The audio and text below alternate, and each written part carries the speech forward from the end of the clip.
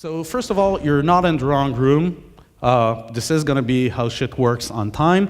But like all good things, this begins with a story. And this is the story of ADI, or as I like to call it, ADI. And so the first thing I'd like you to do is I'd like you to meet someone, and that someone is Adi Awanta.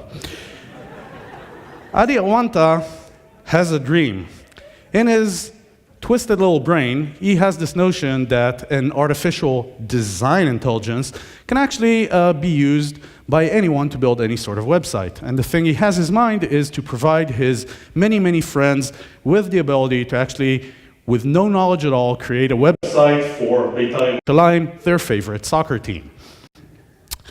Now, Adi is a pretty fashionable guy, so when he hears that event sourcing is the future, he says event sourcing is the shit, and he proceeds to design an event model. So, for any given website, you'll have a number of life cycle phases and a bunch of things that might happen. These are all events, right? A website gets created, it gets modified, it might be published, it gets archived eventually, which is like the word we use for soft deleting a site, and you might end up restoring that deleted site. Now we have this more or less sensible event model. We need to actually model that in a data store. Seeing this is Wix, we usually use MySQL because it's convenient, and so we ended up with this event table. Right? We have our site ID, which is just a GUID. We have the event time, which is a timestamp that we can also use to order the events. We have an event type, which is just the enum of the things we saw at the previous slide, and then we have the payload, which is like the event data. So for an update, it might be a diff. For the archival, it might be who initiated the archive operation, all of that stuff. By the way, in case it wasn't implied, if you have any questions or concerns, raise your hands. I will hopefully notice you and stop. And maybe we'll have some time for questions. So these two little bitties are the primary key, right? Basically, for any given site ID and timestamp, you should be, good. For any given site ID and a version, which is a timestamp, you should be able to do everything you need to do. Can you guess what happens next? I'll give you a hint. It's not going to be pretty. Adi is very confused because bad shit starts happening. Right? You have your system in place, it's in production, everything is fine and dandy, except that you start kind of accruing these weird incidents, these weird bugs, and then when you get like a support ticket for behavior that you did not expect in the system, and you start digging through the event sequence, you find that you have events coming in out of order, or events might be conflicting. You might have wound up in an impossible state, such as a site actually being modified after having been deleted, which should not happen. So all of these things happen. This is evidently to confuse the enemy, but we'll make do.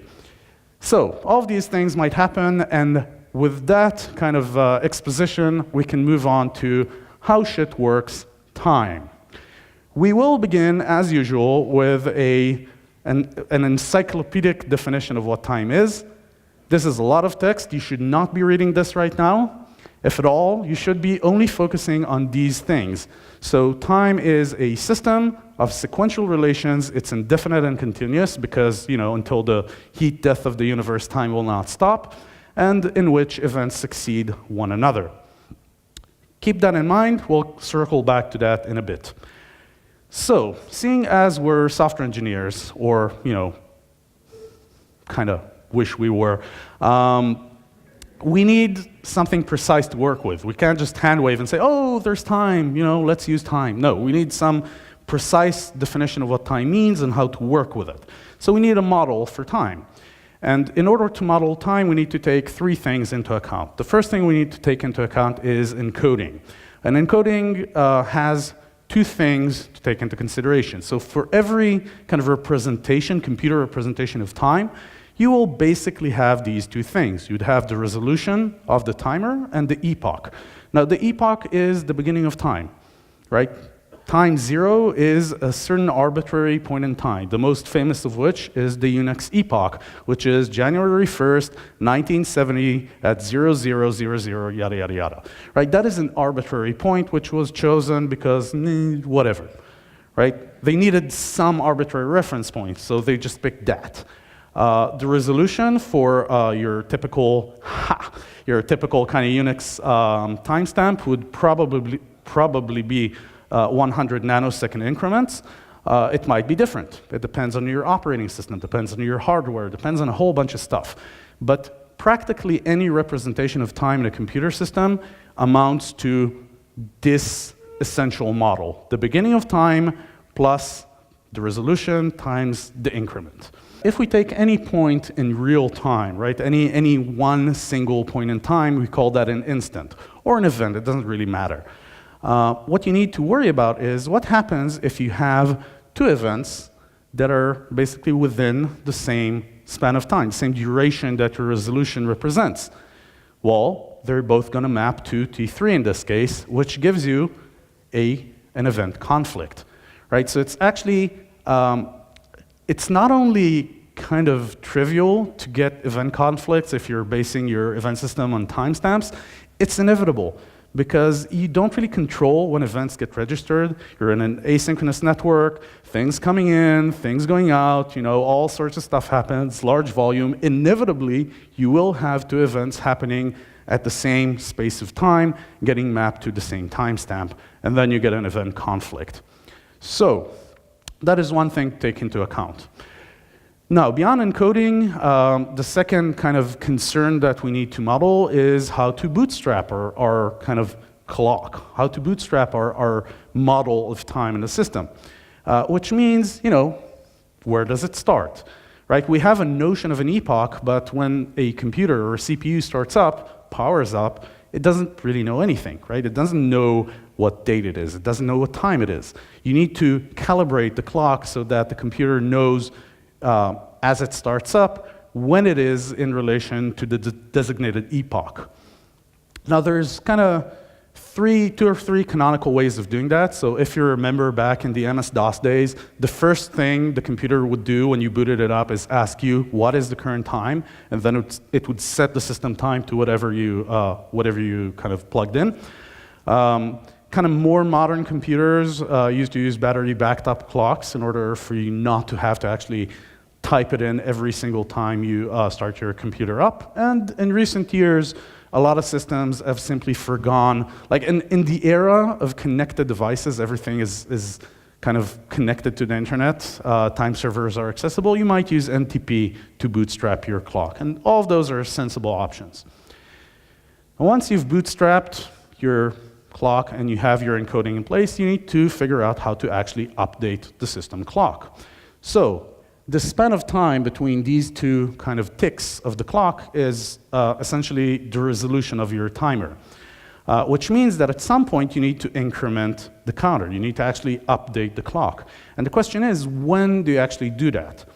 Well, trivially, you would use what is called a real-time clock, which is actually a crystal or an oscillator that produces a square wave, blah, blah, blah. The details don't matter. The bottom line is you have a piece of silicon in your computer hardware that just ticks in a particular designated frequency, and whenever it ticks, the computer receives an interrupt and updates the real-time clock. All of this happens in hardware, generally speaking.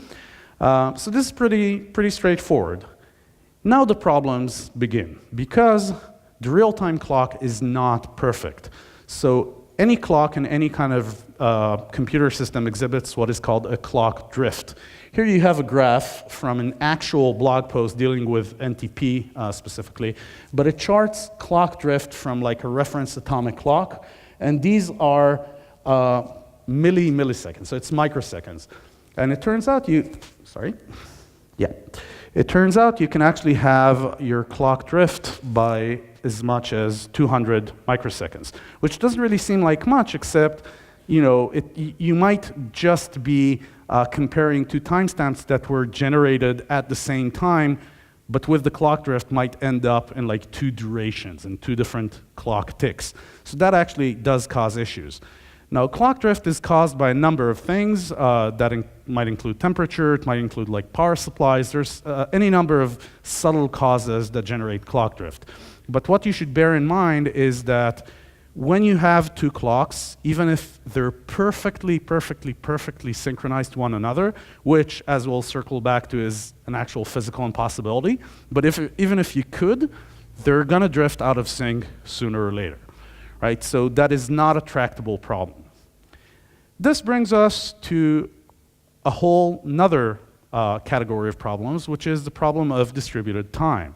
Now, in our system, we might have an event store. We might have events coming in from a number of hosts, let's call them servers, right? Taking in client requests, actually emitting events into the event stream. You have your 4 hosts in this case, and you have your event store, and you have events coming into the timeline. The question is, where does the event time come from? Right? For each event, you need to assign a time. You need to assign a timestamp, right? Who generates that timestamp?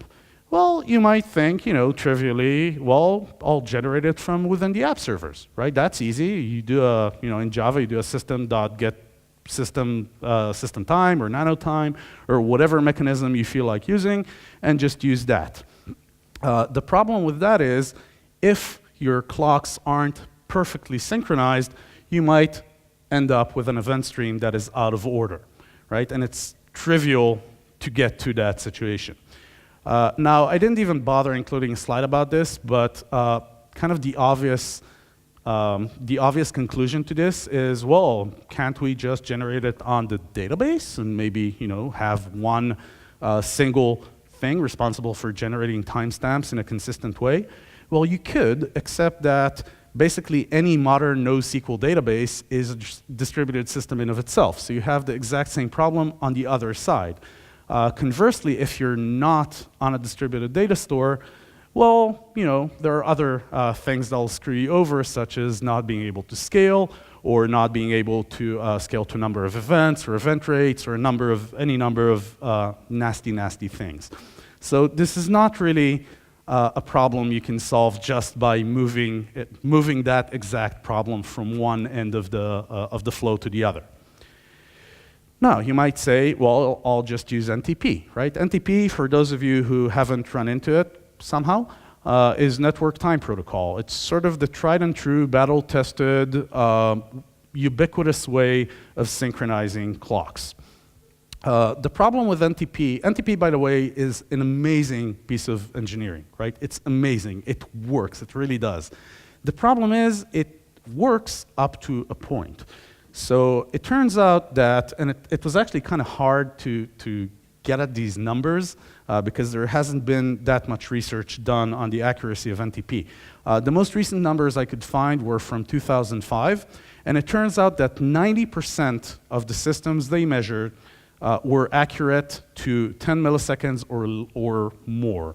Rather, not more accurate, less accurate than 10 milliseconds. So that is the sort of accuracy you can actually expect from your NTP-backed server. Now, with specialized hardware running on physical servers with like atomic or GPS clocks attached to it, you can actually get that accuracy to a much higher degree. That's what Google is doing with Spanner. That is one of the things. Spanner is incredibly complex. But from a time synchronization standpoint, on your commodity servers, certainly if you're running an EC2 or whatever, you're not going to get particularly accurate clock synchronization. Now, 10 milliseconds is actually fantastic. If you're showing timestamps, like reading logs or whatever, correlating stuff, it's usually good enough. But it's not good enough for a production-grade, high-scale system because it's enough that you get 2 events within that span of 10 milliseconds, and now you have a conflict, or you might get events out of order, right? That is not good enough. So, bottom line, dealing with time is hard. And if dealing with time is hard, maybe we can find a way to reframe the problem so that it's not quite as hard.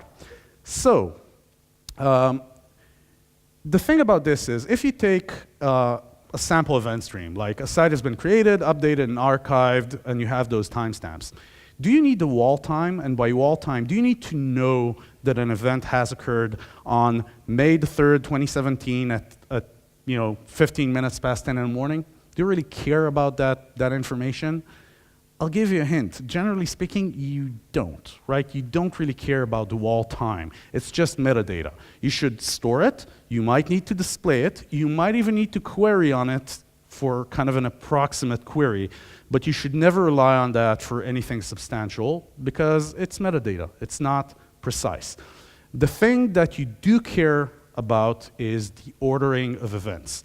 For any event-based system, you want to make absolutely sure that under no circumstances will a site be updated before being created, or a site be updated after being archived, or any one of these. Right? You need a way, a very consistent and safe way to order your events. Right. So, I want to take you back to this definition of time from dictionary.com, and I actually want you to only focus on this little bit at the bottom, right? The critical aspect of time, as far as we're concerned as software engineers, is that events succeed one another, which brings us to the issue of causality, right? We have these events. So a site gets created, then it gets updated twice, maybe in parallel, right? Maybe by two different people, maybe two different updates from the same app. It doesn't really matter. These things just happened, and then it gets archived. So what kind of relationships between events do we have in this graph? Well, it turns out that we only really have two kinds of relationships we care about. The first is happens before. So we want to be able to very explicitly state that the creation event happened before the update event. The other kind of relationship that we might have is concurrent. So A does not come before B, B does not come before A. They happened in the vicinity of one another, and there's no causal relationship. Neither one of these caused the other. Neither one of these depends on the other happening first. Right? That is concurrency in a nutshell. So, let's see what we can actually do with that type of thinking. We're going to discuss an algorithm called Lamport timestamps. This is maybe not the first publication by Leslie Lamport, I'm not actually sure. What I can tell you is that it's kind of the first landmark work that Leslie Lamport has done back in 1978. If you have never heard the name Leslie Lamport, A, no biggie. B, it means you're not really used to working on distributed systems, because you can't really do any kind of work on distributed systems without at least running into that name sooner or later. So, back in 1978, Leslie Lamport tried to kind of design an algorithm to deal with the problem of ordering events in a distributed system. And he came up with this algorithm. It's going to be slightly long-winded for a couple of minutes, but I'm going to tie it all back together to our original issue. Lamport timestamps is an algorithm that provides partial ordering of events. And what that means, we'll get back to in a second. It has these advantages. Basically, crucially, it respects causality, which is really kind of the property that we're very interested in. It's very simple to implement. Timestamps are cheap to generate. It doesn't take up a lot of space. It's a very simple algorithm, which is why I think it's so interesting and so critical to our work. The way it works is this. Each host, each component in the system, right, each physical server that is running stuff in process maintains what is called a logical clock. Now, I don't want you to think of this in terms of, the thing hanging on the wall telling you what time it is. When computer engineering academics or software engineering academics say a clock, what they generally mean is a thing that indicates a certain point in real time and progresses. Now, that certain point in real time doesn't matter. It doesn't matter if it's 10 a.m. or 11 a.m. What does matter is that 10 a.m. comes before 11 a.m. Right? So a logical clock can be thought of as just, a running number. You know that 1 is less than 2. And if you have the ability to say an event happened at time 1, an event happened at time 2, and time progressed between those 2 points, then you have a logical clock. This will start making sense in a second, I hope. So you start with time 0, right? Some arbitrary time. 0 is a good number for it because it's trivial to understand.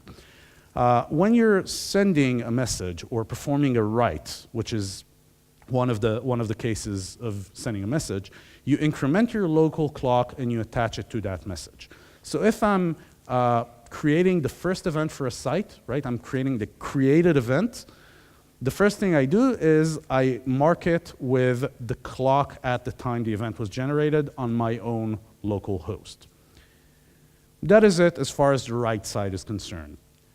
When you're receiving an event, when you're actually reading something out of this kind of generalized framework, you take in an event. That event has a timestamp attached to it, and you have your local time. Now, if the event is newer than your local time, then you know by definition that you have not run into it before, so you need to process it.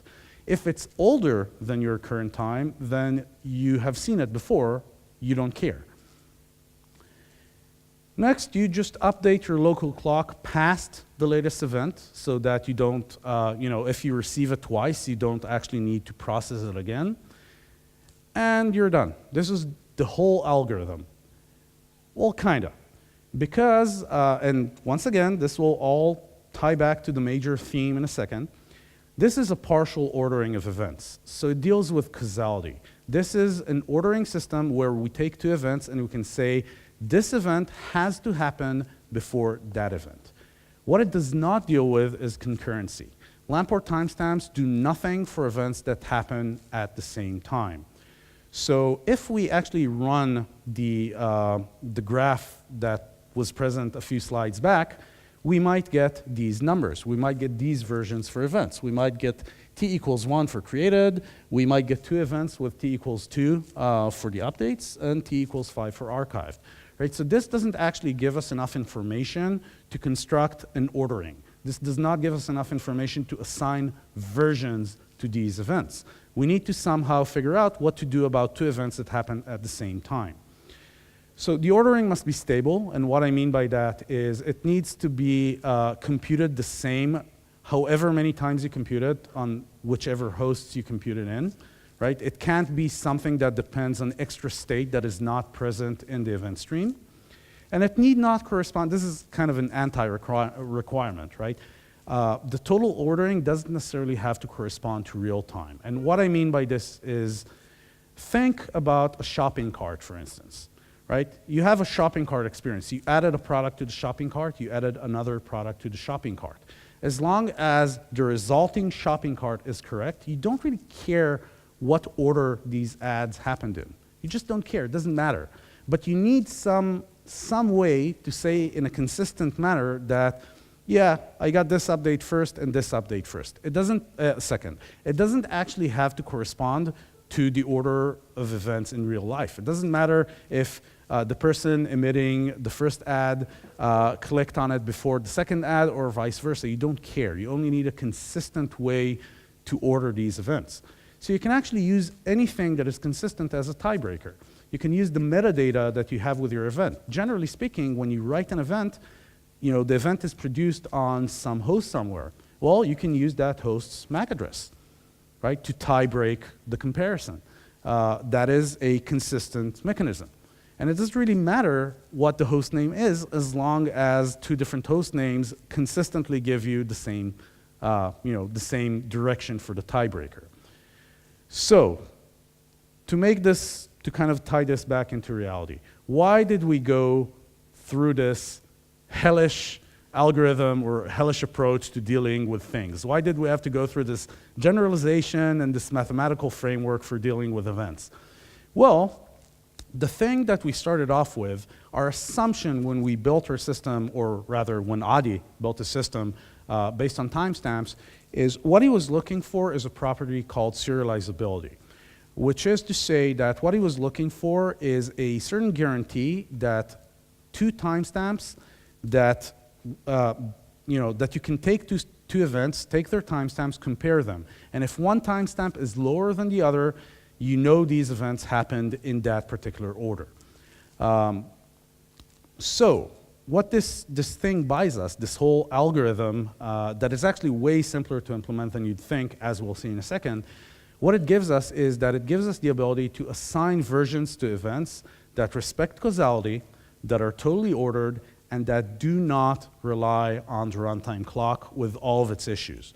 Right? So we now have the ability, like we're basically getting what we initially thought timestamps would give us. Like a naive approach to versioning says, oh, just use timestamps, that makes sense. Because as humans, we're used to dealing with events that are very distinct from one another. We're not good at seeing things that happen within 100 milliseconds. We're good at seeing things that happen within a second. Computers don't have that limit, right? So timestamps do not work for them. The inaccuracies inherent in clocks, in real-time clocks, just buggers up your system. So we've managed to regain the property that we were interested in to begin with without relying on the clock. And I will show you how to actually implement that in 2 slides, I think. We've re-enabled serializability. And serializability is not a nebulous concept. You might have run into this in the context of databases. It fits in distributed systems as well. This is the property that we want. So, take a deep breath, because screw theory, right? I gave you a headache, I know, I apologize, but it's a necessary headache, because that is the theory underlying the simplest implementation you can imagine that solves all of these problems for you. So let's make ADI great again. We started off with a timestamp-based versioning mechanism. And the mechanism that we want to replace it with has these requirements. It must respect causality, so under no circumstances should we have 2 events out of order that depend on one another. It needs to detect conflicting writes, so that if we actually have 2 writes coming in at the same time, we have some way of dealing with that, and we don't just overwrite data willy-nilly. It needs not rely on wall time, because as we've explained, wall time is inherently inaccurate and inherently difficult to deal with. And it turns out that we're actually very, very close to that. We know almost everything we need to know in order to do that. So, relax. It's actually pretty simple to implement. The first thing you need to take into account is the schema. Going back to the event model stored on MySQL that we started off with, we have our site ID, event time, event type, and payload.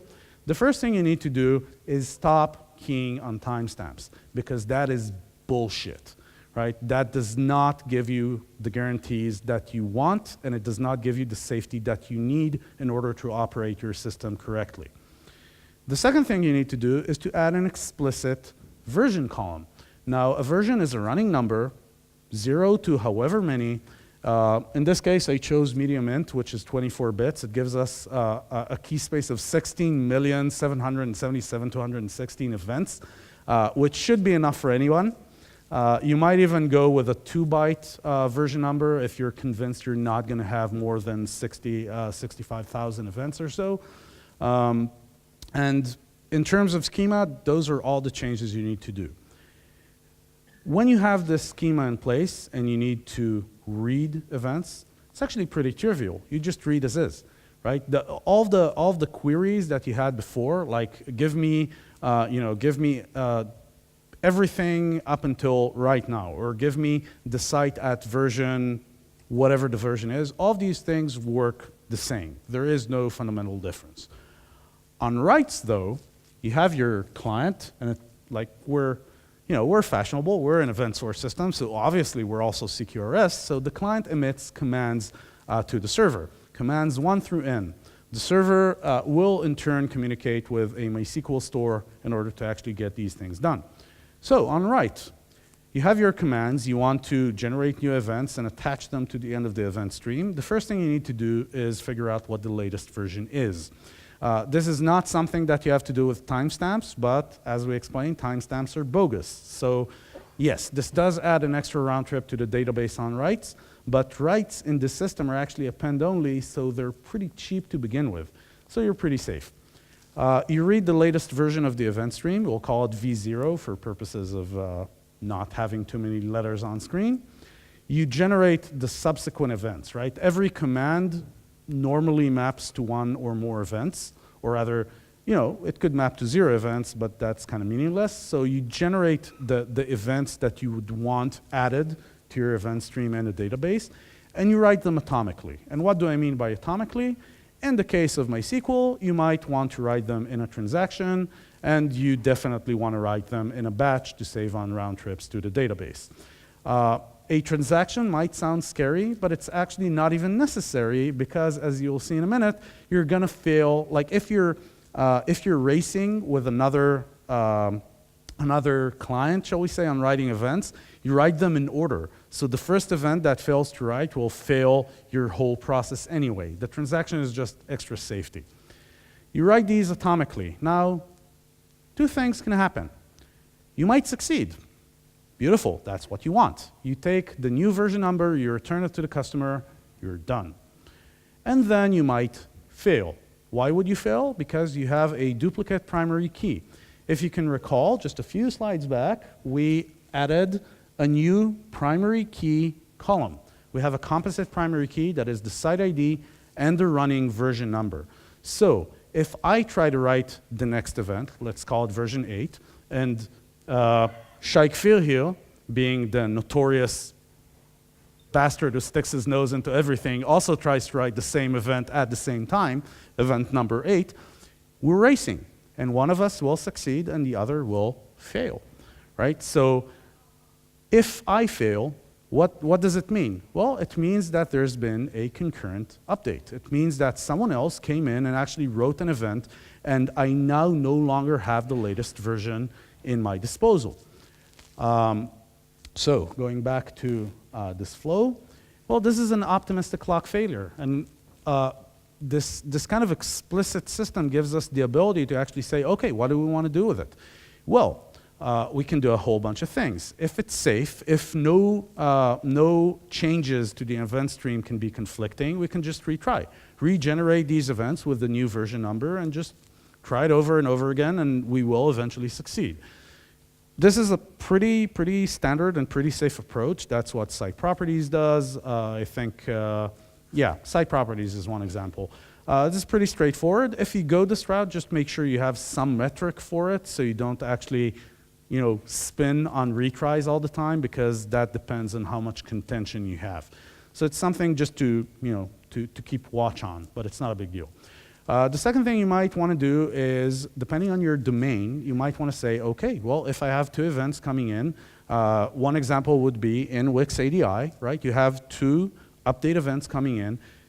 We only ever have one editor session allowed on a particular site. So if we have two events coming in, that means that someone actually opened two tabs or two windows or two separate computers with Wix ADI editor open and made changes on both of these at the same time, which is not an allowed state in Wix ADI. So what we actually do there is we propagate the error back to the client. The client literally takes this information and says, look, you have an editor open on another window, right? You're going to have to abandon one of these two sessions. Your changes have not been saved. It is up to you to figure out which window should close before bad things start happening.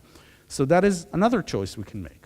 Or we can go to full Monty. If we know our domain enough, we might actually be able to load the new events from the database and do some sort of smart conflict resolution. One example would be in the case of Wix Editor, not actually ADI. Wix Editor treats, as far as I know, I might be wrong on this, treats separate pages as separate entities. So each page can have its own event stream, and that means that changes to one are fundamentally not causally related to changes to the other. So you can actually do some sort of smart conflict resolution or merge of the changes and proceed from there. So your choice of what to do when your kind of optimistic lock fails is up to you, and do whatever makes sense for your domain. You can retry, propagate, whatever.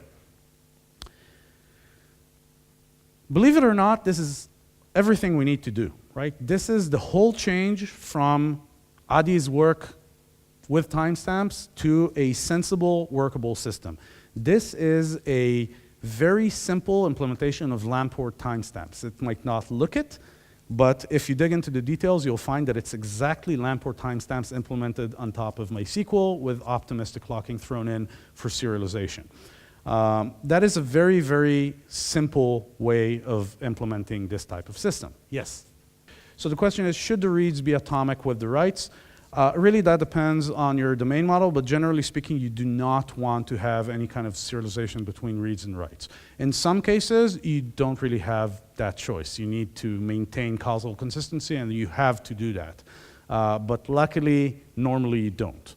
So, well, not in either of the 3 systems at Wix I was involved in that were based on this model. But it can certainly get a lot more complicated than this. And they're, like Lamport timestamps are not like the be all and end all. If you've ever used React or read about it, you had probably run into this notion of vector clocks. Vector clocks is a generalization of this technique that actually gives you stricter guarantees on the ordering of events and better conflict detection, which is great, but seeing as we now have less than 4 minutes to go, that is outside the scope of this talk. So this is not the complete solution space for distributed systems, obviously, right? This is the earliest research Leslie Lamport has done, and the research is still going. So there's still a lot to learn if you have kind of more complicated domains to deal with. But for the most part, with a lot of event source systems, this is good enough to actually keep you safe. And with that, hopefully, we have some great success in fixing Adi's work, and hopefully we now will no longer have websites not opening in the editor because of events coming in out of order and that sort of thing.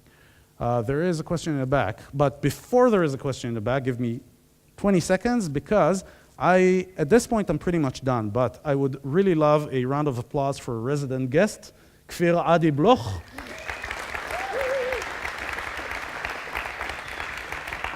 And the wonderful camera work that I just completely destroyed with PowerPoint by Vidas. And now we have some time for questions.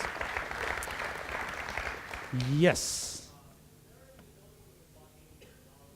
So the question is there kind of a default implementation for distributed data stores? Well, there's no default implementation because that would depend on the data store. But most kind of modern day NoSQL databases, certainly the ones that kind of make it explicit that they are distributed data stores, give you mechanisms to deal with. So Riak, which is one of the kind of canonical examples, actually uses, it used to use vector clocks, now it uses a very similar but slightly better suited technique called dotted version vectors, I think it's called. And it actually makes it very explicit when you read stuff from Riak, whether or not some possible version conflict has occurred.